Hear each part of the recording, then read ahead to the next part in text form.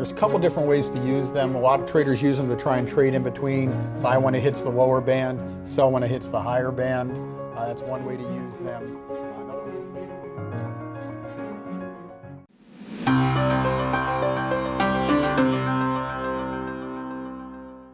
Harlan, we need to talk to you, Harlan. I mean, this is unprecedented volatility. I mean, come on. You hit that low yesterday. The spoos take out the new low by one tick, turn around and rally. Just cutting through these 1940, 1950, 1960, a little bit in the 1960 handles, like a hot knife through butter. Does this make you a little bit uneasy when you see this kind of volatility? Well, if you expect it, it doesn't make you all that uneasy, because we've been through this, these big average daily range moves like this. We've been seeing this for weeks, but then again, this one was extremely extreme. So, I guess if you were short, you got your face ripped off. But we hit support yesterday. We hit a support yesterday. You did a back to the scene of the crime, and away we go. So, what are we down today? Like 10, 11 points on the S&P? No, not yet. Not yet. We're going to be later. No, Not yet. we're down four and a quarter. So, expect some give back. Right now, you got to use yesterday's lows as support. And if you break it, there's more support at 19. So, I guess you let the volatility, let the dust settle from these big moves like this, and you start to look for names that have structure that you can work with without having to chase them after they've already exploded up on you. Yeah, I was looking at that area yesterday, and I used it to cover a short, but I didn't have the gumption to get long it, just because of course, me being the eternal bear looking for 1900. Were you able to position yourself on anything yesterday and get it? Because once it came out on those Fed minutes, it was just, you had no shot unless you were well prepared. You Right. had a buy stop in the market to bring you into the trade. It was really quick. Were you able to pick up anything on the cheap? Actually, we did it in the face of fear. We started buying when we saw the retest on the S&P, and I started to see some names like Microsoft and Apple. They were pretty stable right in there. So we bought Microsoft, we bought Apple, we bought some Facebook, we bought some Okay. SSYS, Oh, wow. and some Avagio, AVGO. Okay. So everything when they were down, that's when we started buying. Okay, let's just go over those step by step here. I mean, this is a Harlan chart if I've ever seen one here on the Microsoft. You had multiple lows in the same area, right? So you figured, hey, Yep. it stopped there in the past, and now you went in there again. Got 8 cents below the previous day's low, even though the spoos had made a decisive new low. Are you going to hold on to this puppy now? I mean, are you going to take a quick profit? Because that was a big move for Microsoft. Well, Microsoft is a big driver of the indexes. And when you get these rip your face off short cover rallies like this, they go right for the biggest index names. And that was just a perfect textbook setup for us. So I guess if it's one of these names, if it breaks into a new low from yesterday's low, then we'll stop out. By the same token, I'm kind of looking for it to expect a little bit of give back here, because you're right, that was a big move in Microsoft. So, we're just going to kind of sit back, kind of watch things today, see how this digestion of gains from yesterday that we're going to walk into today plays out. Brick wall there at $47. Got to 46.89 yesterday. He had a couple highs at 47.09, 47.11. I mean, that's not enough away from 47 to think that they weren't targeting that entire area. But even though it had a huge move, Harlan is going to stick with his stop, and you might even let this thing go all the way back down and stop you out, huh? Yeah, we'll find out. I mean, if it's Okay. gonna go, it's gonna go. I mean, if it tops the 47 and change, I'm just gonna go. Thank you very much, all for the cause. Okay. What about? I was watching Apple too yesterday, and it's has been trading in a tight range. You also have Icon. Icon said it's going to double. What do you think about that? He thinks it's half the price that it should be. Could you comment on And that? he probably pulled out his calculator and said, "This is what I stand to gain if it does that." So I don't know. I look at it this way. People can say whatever they want, but action speaks louder than words with the actual stock. So I'm looking at it this way. The stock, 97.5 is support, 103-ish is resistance. So until it can break through 103, there ain't nothing to talk about with regards to what he said. Okay. All right. And then Good. Harlan, you got it breaking through 103 and hitting 200, right?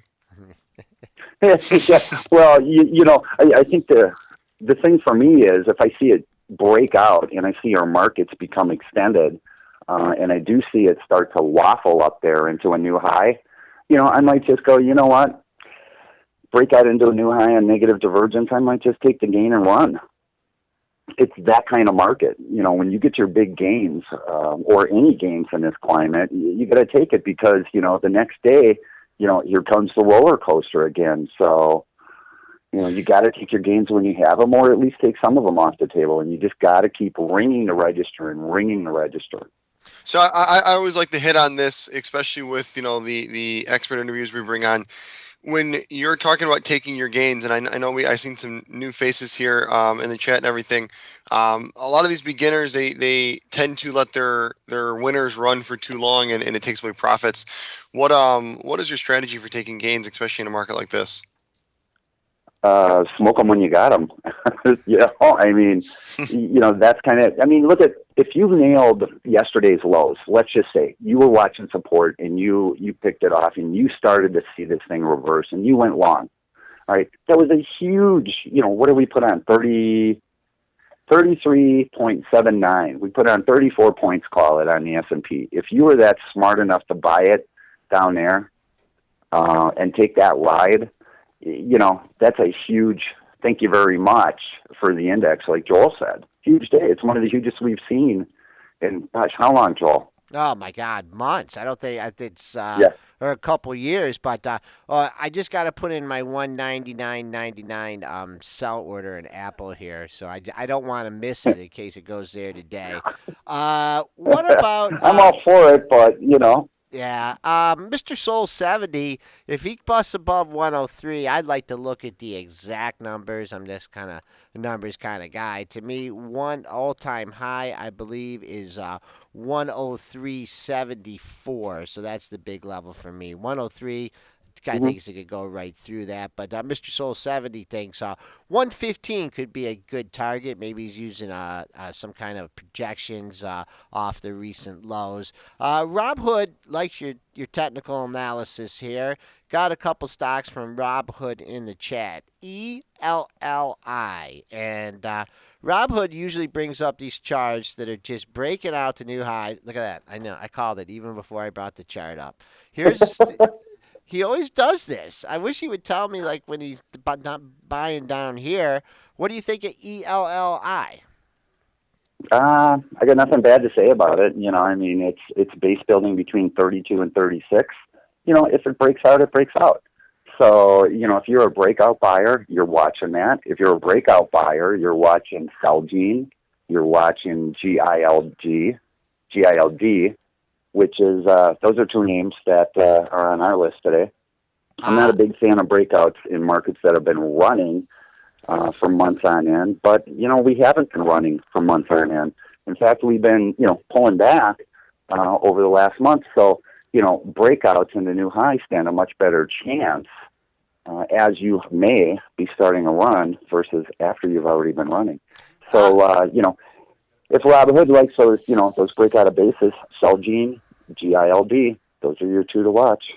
Rob Hood, take a look on, just throw up your monthly here. on this chart and just look like the last 3 months of trading. It's made highs between 35.92 and 36.22. Hit 35.92 yesterday. So I think for me, I'd like to see some sustained closes above that all-time high at 36.22 because someone's been out there for the last couple months selling at this $36 level. Another one from Rob Hood, ZOES.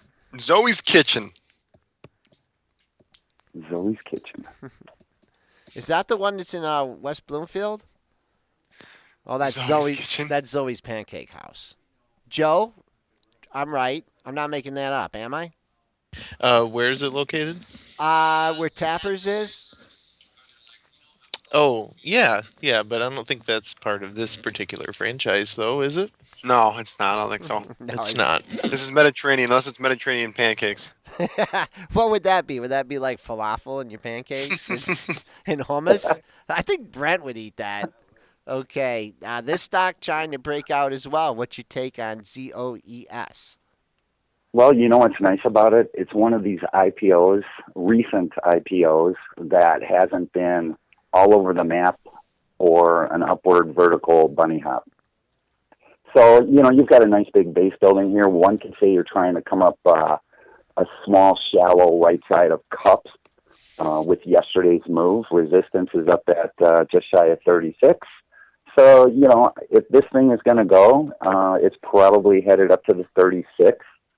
A little bit overbought short term, but, you know, at 36 it would complete a cup. Just wait for a handle to form or some sort of pullback off highs pattern to form. And, you know, for cup and handle people, that's what you want to watch for from here.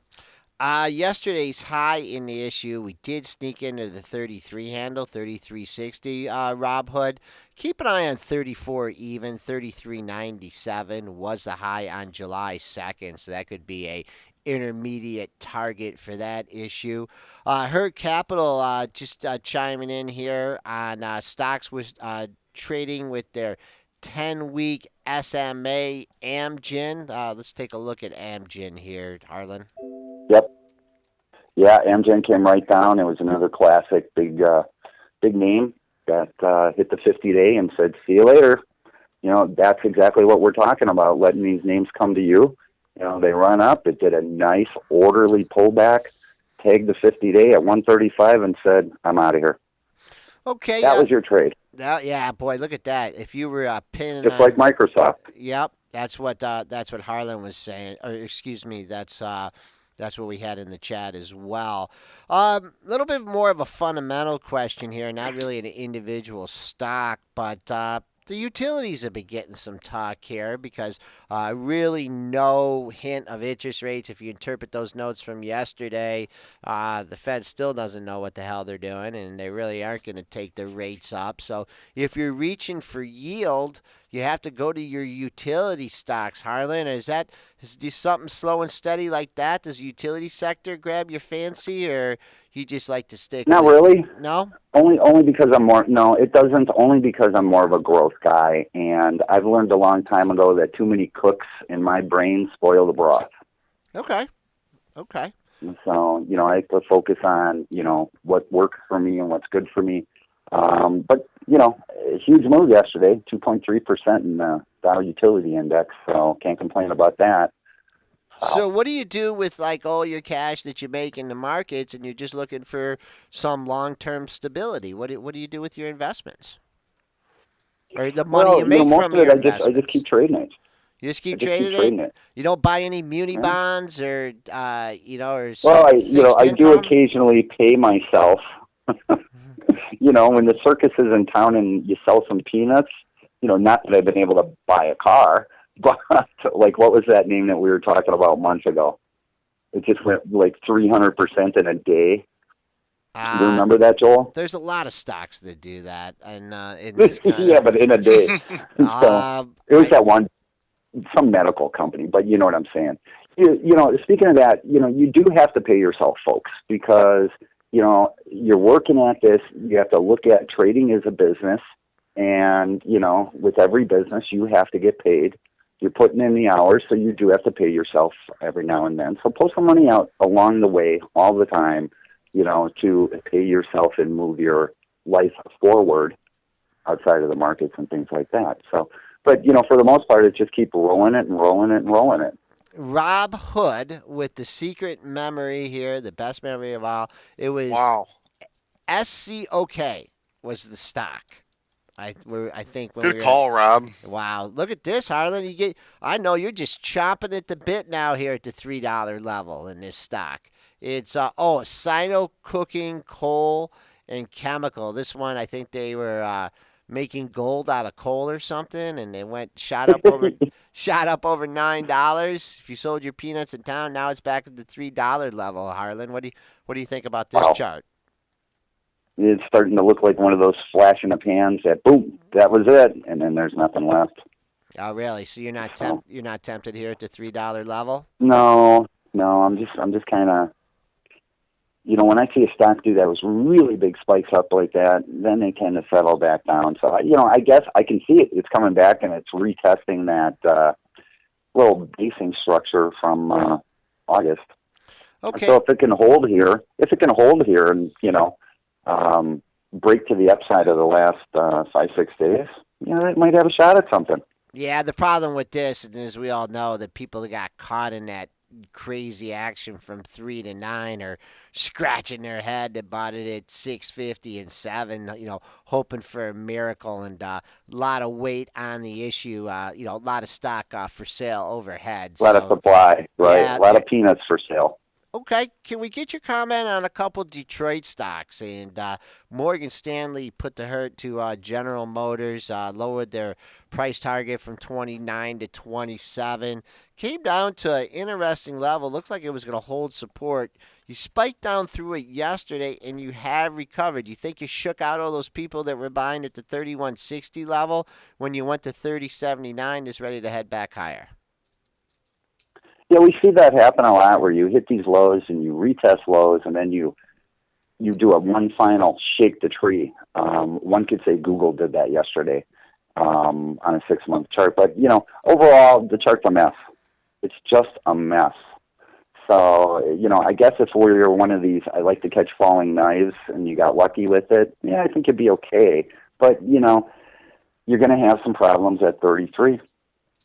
Okay. Actually, you're going to start having problems at 32.5, 33. But I just don't see it as an issue where I'd want to be. I'd rather be in something that's in an uptrend or trying to break out of a sound basing structure, and obviously above the 50-day moving average. Okay, and how about Fords?